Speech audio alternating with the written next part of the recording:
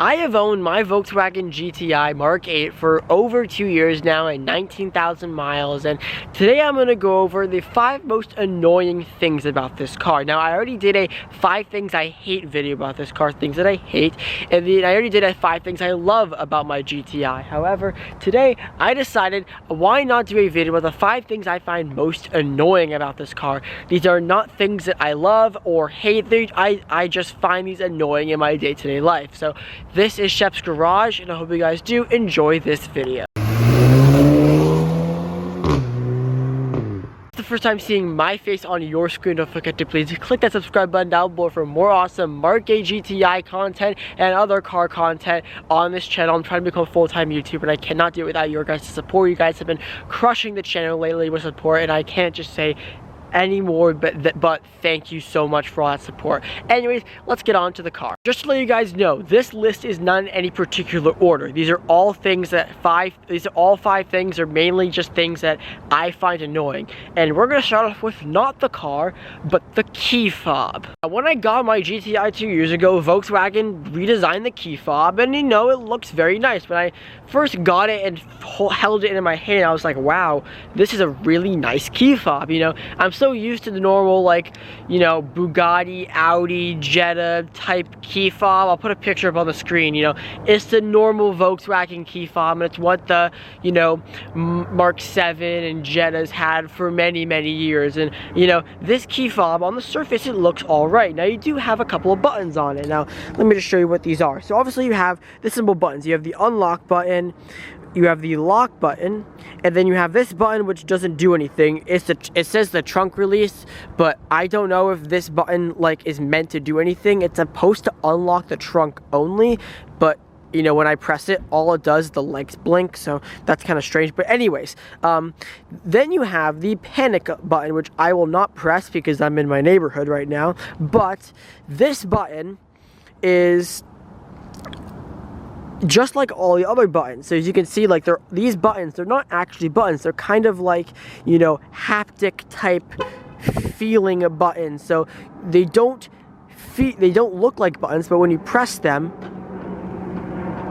if you can hear it, like you can feel it's a button. So it's like a haptic type button. Well, my problem with this key fob is that they made the panic button just like all the other buttons on the key fob. So when you're like feeling over the key, you very frequently press this panic button. Now, why do I find this annoying? Well, it's because when I'm, you know, getting ready to leave school and I'm unlocking my car, or when my keys are in my bag, the panic button frequently gets pressed because it looks like all the other buttons, and it's not like an actual button you have to physically press.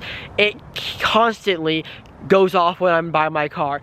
You know, so like, you know, my key's in my pocket here, and you know, I'm like walking to my car and I fiddle around for the key in my pocket. I press the button, I think it's the unlock button, it's really the panic button. So it's very annoying. I really wish Volkswagen actually left the same key fob for this car, or they can just re-engineer a different key fob placement or panic button placement for this, maybe on the side or something, somewhere where it isn't easily pressable. Just for perspective, this is my mom's Audi S5 key, and you know, this key is different because the unlock, lock button, and trunk button are completely different from the panic button. So, and also the panic button is indented in on this key fob, so you don't have to accidentally press it. You know that this little slim button, even when it's in your pocket, is the key fob. So I think you guys get what I'm saying here. You know, I really wish the panic button is just at a different place on the key fob, because it's very annoying to where I think I'm unlocking my car, but I'm actually just pressing the alarm button. So kind of annoying, but you know, it is what it is. The second thing that I find pretty annoying on this car is the infotainment system. Now, Volkswagen has got a lot of hate on the Mark 8 GTI infotainment system. However, I've said in my past videos that it is not that bad, and I still think that to this day. If you go out and buy a Mark 8 GTI, don't listen to the reviewers, listen to me, because I'm an actual owner. You can see I bought this car from new, 18,875 miles. I am an actual owner of a GTI, so I can say that the infotainment system is not that bad. But that's not what is annoying. What's most annoying is how long this infotainment takes for it to warm up.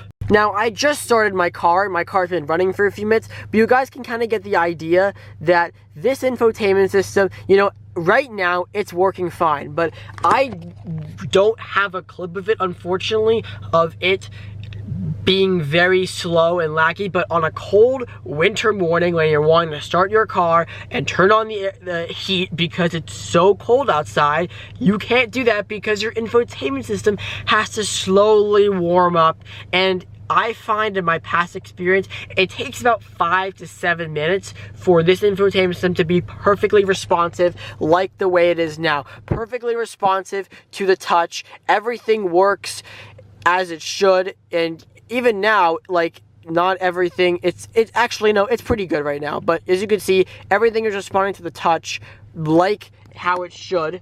However, it takes about 5 to 7 minutes to do that. Now, my car's been on for a while, as you can see, there are the temperatures. So, you know, I really do think that Volkswagen should, either in the newer Mark 8s, like this is a 2022, I know car companies have put like faster chips in their infotainment screens to make them faster and whatever. So I don't know if Volkswagen's done that. I've heard they've upgraded the computer for the virtual cockpit right in front of me, but I haven't heard of them upgrading the chips into the screen. So I'm not too sure if that's a complaint by anyone else. Let me know in the comments down below. Have you had this on your Mark 8 GTI, if you own one? But, you know, that's just one thing I do find annoying. Now, another thing I do find quite annoying is the air conditioning placement. Now, I know a lot of other reviewers have said this, and, you know, I'm just going to make this brief because it's something that's already been said before. Now, me personally, when you're driving, I think having air conditioning controls on a screen is not that big of a deal. I've seen it before, I've driven with it before, you know, we've owned a Tesla and, you know, the air conditioning controls are in the screen, fine, whatever. However, it's in a car specifically like this where, in my opinion, it's definitely preventable. Now, I recently reviewed a manual Golf All-Track. Go check out that video, top right-hand corner. In that car, the air conditioning controls were physical. It was a Mark 7, and the air conditioning controls are physical. They're right at your fingertips, and that's something that I can appreciate. However, with this car, it's more in a separate menu, and that's where I have a slight problem with it, especially with the infotainment system being as slow as it is when you start up the car. So obviously, when you tap this climate button right here, you bring up your climate control, and this is where you can change everything, and you kind of have to do it when you're driving, and it's just annoying and it's unsafe.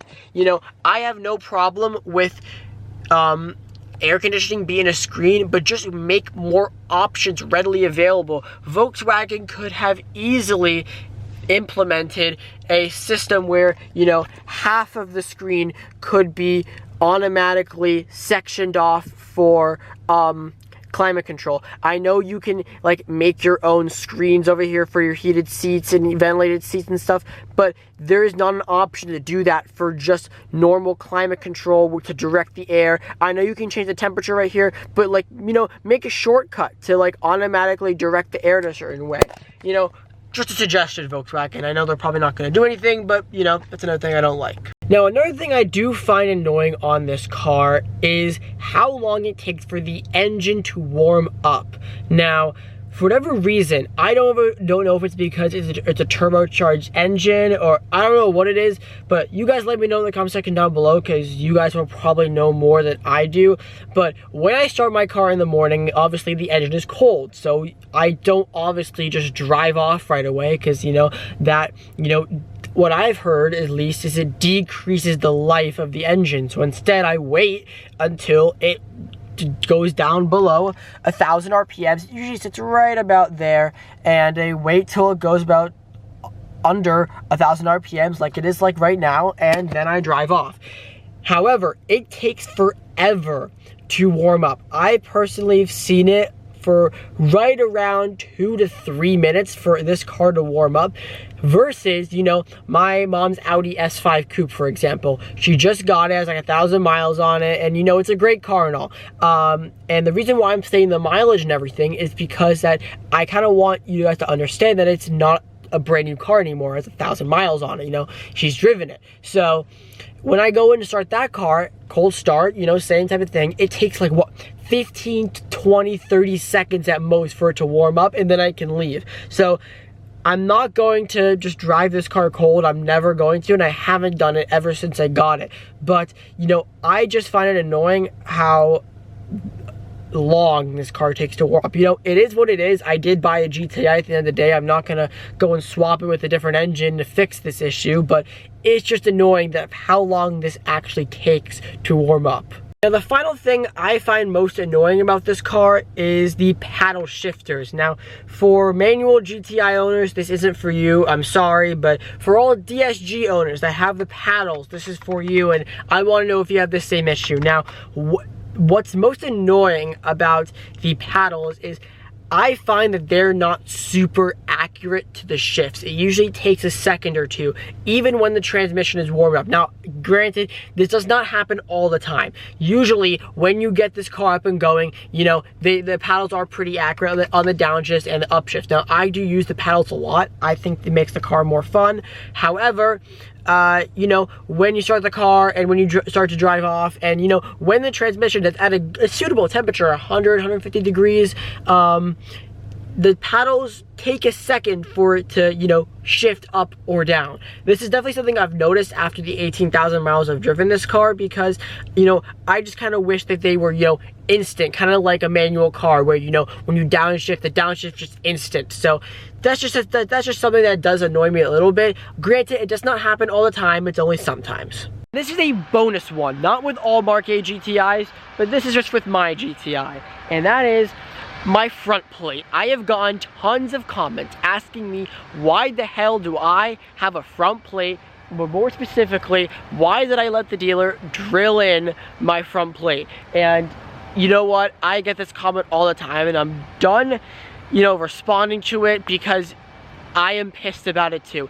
Every time I walk up to the front of my car and I see the front plate is just kind of slapped on right there, they drilled it in, I am pissed too. And the truth is that I didn't make that decision, and when I bought my car off of the showroom floor, here are some pictures of it.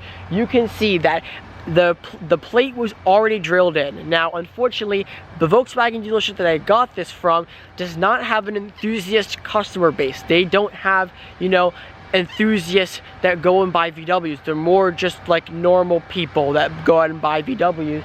And because Massachusetts is a front plate state, you have to have a front plate, and I guess it's just mandatory for them to drill it in. Now, I did eventually take it off. I did take this off and see if I can plug up the holes, but they literally drilled like 6 to 8 holes up front, and if I plugged it up, it would just look terrible. So dealerships, if you are watching this video, if you made it to the end of this video and you require a front plate in your state, don't just drill the plate bracket in. It can always be drilled in after the fact. The dealership should not be responsible for drilling in these plate brackets, because there are people like me, there are people that like you, that think this is ugly. No one wants to have this black piece of crap on the front of their car, and I don't want it on my car either. But if I took it off and plugged it up, it would look even worse. So I'm leaving it on. But this just goes to show, if you buy a new car and the front plate is not drilled, that is your time to tell them, do not drill in the front plate, do not drill in the front plate. When we bought our Porsche 911, we told them, do not drill in the front plate. We bought a separate bracket for it. And that's what I think dealers here in Massachusetts or in any front place they should do. Just don't drill in the plate bracket. Let the customer who's buying the car decide that if they want the plate in or not, because they may be an enthusiast and they may think this is ugly like me. So that's why I have the front plate on my car. It's sad, I'm pissed too, don't worry, but yeah, it's annoying. And so those are the 5 or 6 things that I find most annoying about my Mark 8 GTI. Even though there are still these little niggly tidbits that I do find annoying, I still love this car a lot. So do think I'm gonna keep this car for a very, very long time, build it up to the best that it can be, because I seriously do think this is one of the best hot hatchbacks in the United States for the money. So thank you guys so much for watching this video, and I will see you guys in the next video. Comment down below any other videos you guys want to see with the MK8 or any videos in general. I'll see you guys next one. Peace.